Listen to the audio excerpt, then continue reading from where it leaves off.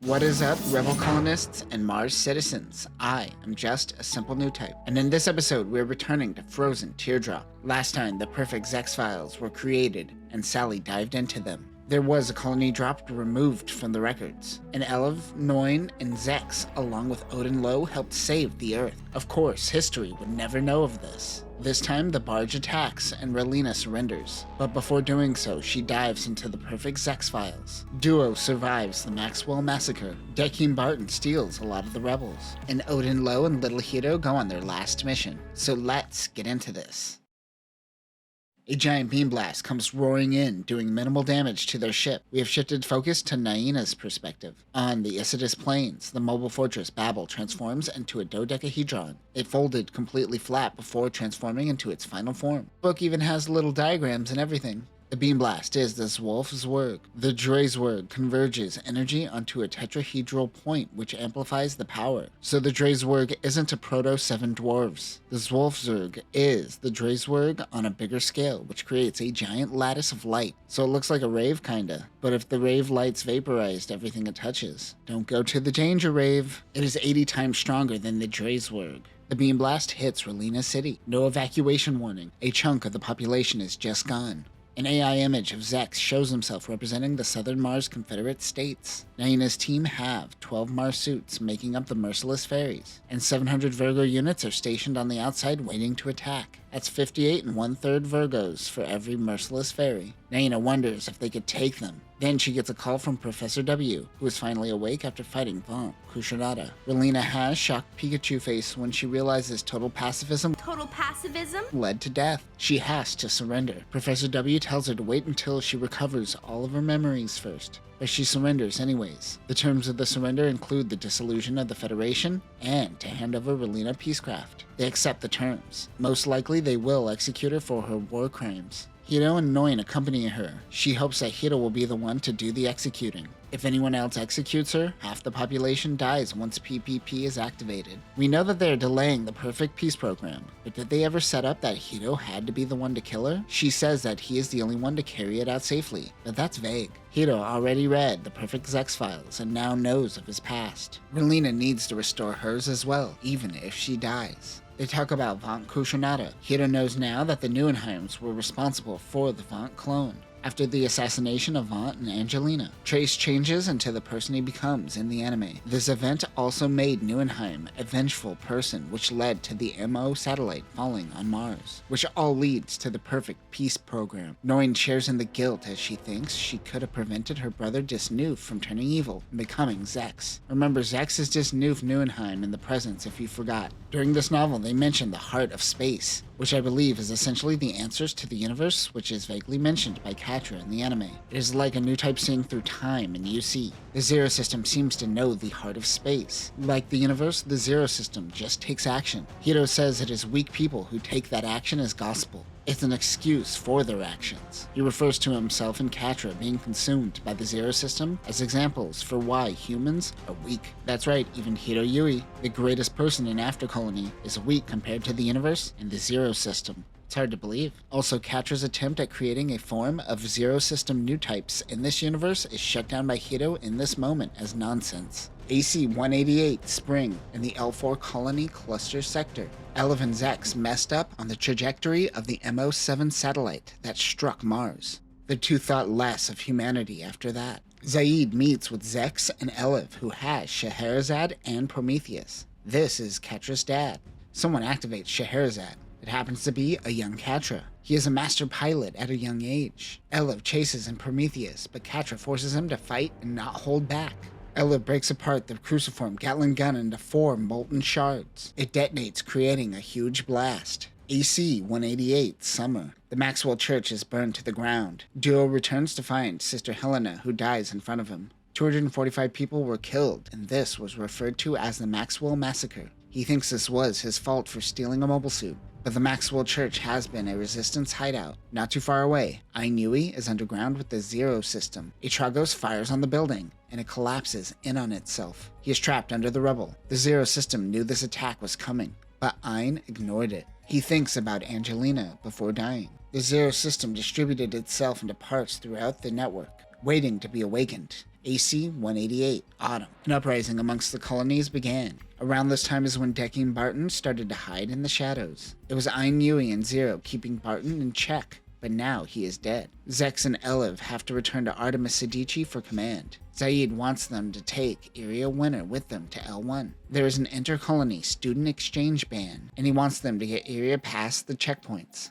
At Colony X18999, a group of Trogos are being used to conduct a coup. Septim gets word that the Specials are moving in to handle the situation. Trace launches alongside Noin and a Leo 3. We talked about the Leo Type 2, also known as Chimera, and the Leo Type 4, the Grief. But in between that was the Type 3, called the New Chimera. There isn't really any intel on this, besides having slightly improved performance over the Chimera. The Trogos are surrounded and were destroyed one by one. In the distance, Odin Lowe and Little Hiro are watching the battle. They attack two soldiers. Odin takes one of their uniforms, while Little Hiro grabs a cannon to take out the Trogos. Odin finds General Septim and aims his rifle, but a subordinate jumps in front of his commanding officer, taking the bullet. Odin runs away, but is shot in the thigh. Dekim Barton tells Kance to retreat. He happens to be the one controlling the Trogos. The two are working together. This was the first inner workings of Dekim Barton's plan for dominance over the Earth sphere. One of Trace's specials is overzealous and is knocked out. Little Hiro gets on top of the mobile suit and fires his cannon. His target is a command post in a pillbox. Trace protects the post, but he is badly injured. Little Hiro also failed his mission. Odin goes underground to find Dekim Barton, who is the mastermind behind this. Luckily, Odin still has a backup ignition switch that blows up the command post. He didn't expect Dekim to silence him, but he says, "No, this is revenge." And he shoots Odin. I must have missed this, but Dekim Barton was by Hiroyui's side when he was assassinated. Barton took revenge for Hiroyui. Jr., aka Little Hiro, finds Odin bleeding out. He tells the boy that being with him wasn't too bad,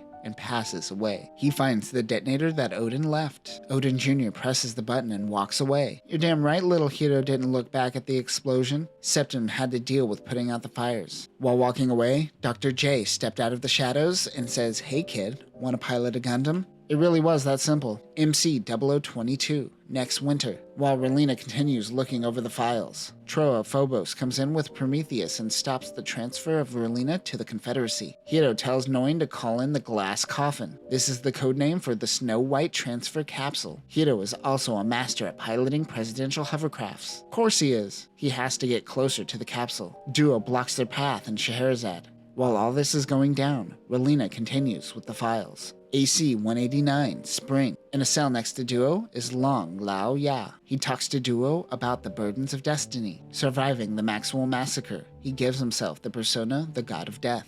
Cordelia is reassigned to the barge. She is investigating the rebels. General Million Lytlehart designed the giant space fortress, the Peace Million, some time back. Cordelia believes that the rebels are trying to build this old design somewhere on the lunar North Pole. She asks for a reassignment to be delayed. On the moon, Mike Howard and Double D, now going as Professor G, is building the Peace Million. Mike Howard wonders where the funding is coming from and learns that it was money from Ein Yui left in his will to specifically build the Peace Million. So technically, Ein Yui is the reason for the Peace Million's existence. Mike built the Talgis, and Professor G built El Koenig. They take pride in their work, but both also seem to be stubborn. Zex and Eliv take Iria to the hospital on L1 to find that it was attacked. This is just like the fires that Zex saw in the same kingdom. They search around, finding any type of life. A flash of light blares through the building. It is a Leo Type 1 shining a light. It is Sally Poe, and she notices Iria. They seem to be friends. Sally had to join the military to survive in this colony. The lab was shut down after an explosion, and her mother disappeared. Dekim Barton apparently funded Catherine Poe, but they didn't destroy this hospital. It was Neuenheim, Konzer.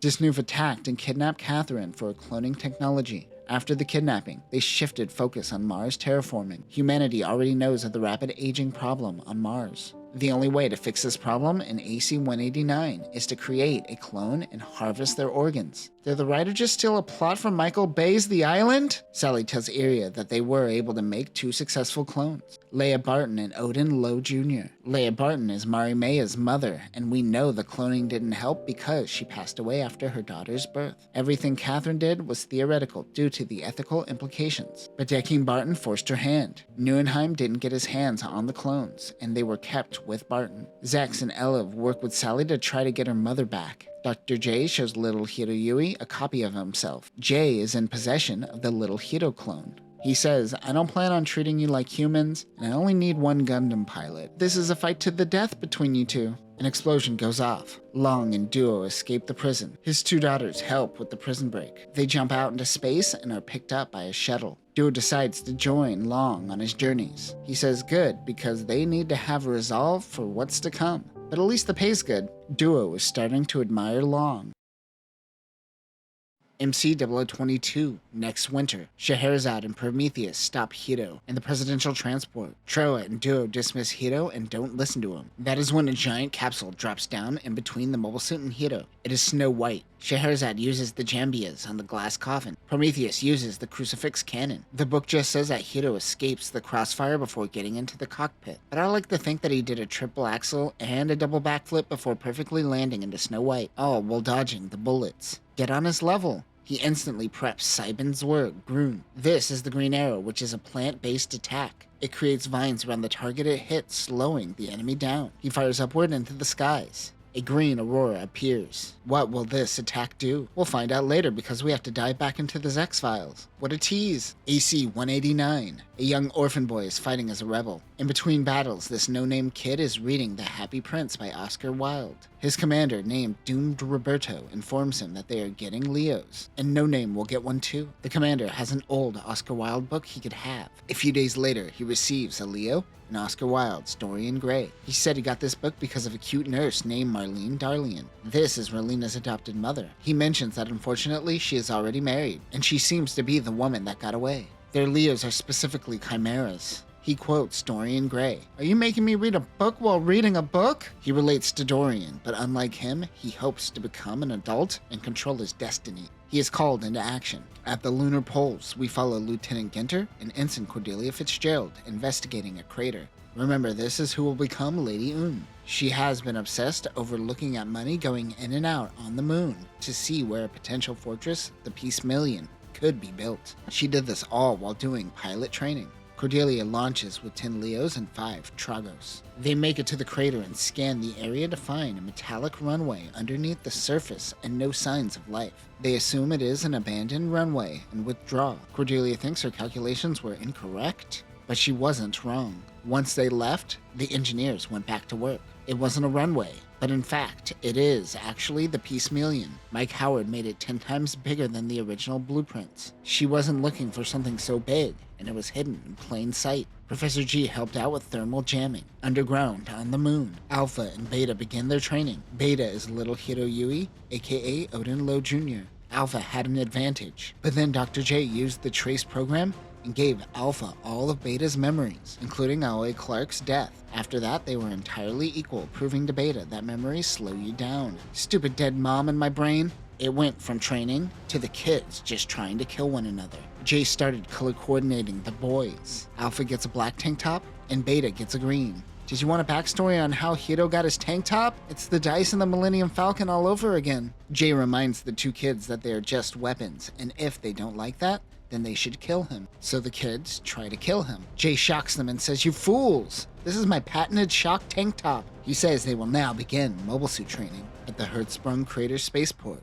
Liao Ya, Hudi, Duo, and Mei-Lan eat synthetic food, which is sadly the best thing that Duo has ever eaten. Their plan is to explode General Dotson. They know he has a fear of heights and will travel by ground transport, and they will intercept. Duo wants to have the honors of pulling the trigger. Duo notices Dr. Catherine Poe being dragged and pursues. Zex and Elev are disguised and stashing their machine. They are protecting Sally and Iria and are tailing Neuenheim Konzern. They are also looking into the Barton Foundation. Everyone is converging to take Catherine. This isn't going to end pretty. Papa Long sees Catherine being dragged by Neuenheim. That is when bullets start going off. It is the Barton Foundation. They also have Leos. Gundanium mobile suits fight off the Leos. Long heard of Gundams from his friend Wu Wang Long, now Master O. He decides not to kill and shoots people in the foot. This will metaphorically shoot him in the foot. Sally climbs out of Prometheus, I believe, and gets out to grab her mother. As she runs towards her, a bullet hits Catherine. She apologizes to Sally for not being very motherly, and says that Sally is her greatest masterpiece. She dies in her arms. People have such poetic timing of deaths in this universe. They think it was a fluke, but it would require a precision hit. Long shot a man earlier. The man limps over and steals General Dotson's buggy and takes off. As he takes off, the buggy instantly blows up. Long regrets not killing people. It led to Catherine's death and prevented Dotson from exploding. He says if you spare evil, it will always return in vengeance. Duo realizes he just killed a random Barton soldier. MC-0022, next winter. The light shines green, then vines surround both Scheherazade and Prometheus. How does shooting directly up fire on their mobile suits specifically? They can't cut through the vines fast enough, and they are immobilized. Hiro tells them not to interfere with Relena, or none of them will live. Noin is piloting the presidential cruiser when Vaughn Crucianata comes on the comms. He calls Noin by her first name, Lucrezia. Only Miliardo calls her that. Vaughn tells her to relinquish Hiroyui or they will attack Relena City once again. Remember, Vaughn became vice director and acting representative of the Foundation and helped create Oz. Trace assumed command after his death and lives the rest of his life burdened, feeling like a loser for not saving him. Oh, is that why it's called Glory to the Losers? Vaughn calls humans imperfect, and the perfect peace program can't exist in this imperfection. He wants to create a world where the imperfect die out. Once Mars is unified with perfection, they will declare war on Earth. He says that his brother would have wanted this. Hiro cuts in and says that he is wrong. Leaders, specifically Trace, would never push their own ideals onto others. That is the difference between Vaughn and Trace. Trace truly is the ultimate wish fulfillment of what real leaders should be. If only. Noin thinks to herself, I don't think I've heard Hiro say so many words at one time. Vaughn says we meet again to Hiro. They met when they were kids, but Hiro says they never met because he knows he is a clone. He wonders if he could prove that he isn't a spare like him. Vaughn says neither the Zero System nor the Heart of Space can predict his actions. Hiro then predicts his actions by saying Volcanus. This is Disnoof's factory. He knows that the two are working together. Taken aback, Vaughn cuts off the comms. Oh, he rage quit. This humiliation was all calculated to prevent Vaughn from knowing Snow White has the Zero System. This distraction allows Zero to figure out where Vaughn's coordinates are. They continue towards Babel. AC-189. Autumn, Elev, and Zex link up with Artemis. Iria went to Mars to track the cloning samples that Neuenheim stole. Sally Poe enlisted in the military to get revenge on the Barton Foundation, which is actually the real reason why she enlisted. Iria has the Magwanaut core to help with security. The two boys' next mission is to infiltrate the barge as supply troops and provide them with fertilizer. Most is fertilizer, but some is laced with a weaponized anesthetic. Also pretending to be agricultural workers is Duo and the Long family. Papa Long goes on a rant about not using tools as weapons. But I don't know, man. That isn't a problem for Americans. Duo asks what makes a warrior. Long says it is in the eyes. Hu Ji mentions that she is betrothed to someone from the Chang family. Mei Lan rejects arranged marriage. Well, then you will love your future. Also, you are dead. Long gets access to a compact rocket mortar, explosive charges, and the desflurane, the anesthetic that they're using. Bro just went on a rant about not using tools as weapons, but then he conceals his weapons with tools. I don't understand your rules, Long family. They wait to strike. AC-189. The two heroes, Alpha and Beta, continue fighting each other in mobile suits, which are early model Leos. These are the early Leos Sace Clark helped build. His stepdad and the one who gave Hiro the toy Leo when he was a kid. Why did Dr. J give this to him? After Leo training, J then gives Alpha Proto Zero and Beta Wing Gundam. Like basic bitch Wing Gundam to boot, he gives them beam sabers. Beta asks about the Leo. Alpha responds by slicing the Leo in half with the beam saber. Suck at childhood memories. Jay says that the Gundams reach a state of godhood.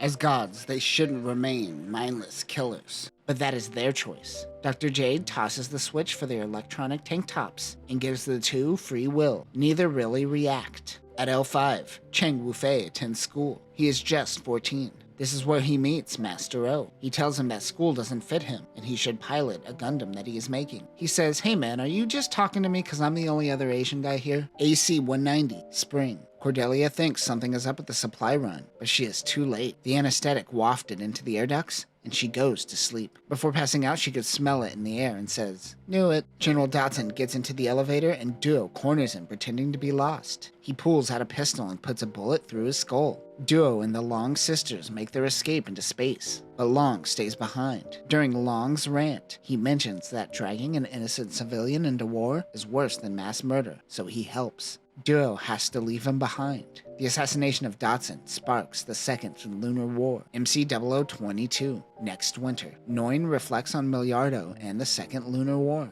As Relena continues looking at the files, Babel comes into their view. If she doesn't surrender soon, Relena City will be destroyed.